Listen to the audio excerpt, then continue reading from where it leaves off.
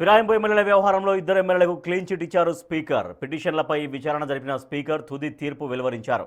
Party మారారు అనడానికి ఎలాంటి ఆధారాలు లేవని తేల్చారు.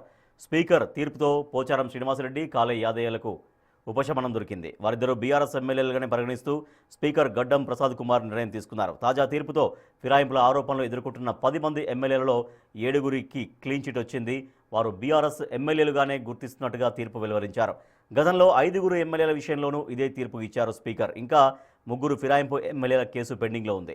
దానం నాగేందర్, కడియం శ్రీహరి, సంజయ్ కేసులో తీర్పు రావాల్సి ఉంది. త్వరలోనే 3 ఎమ్మెల్యేల కేసులో కూడా స్పీకర్ ఆదేశాలు వచ్చే అవకాశాలున్నాయి.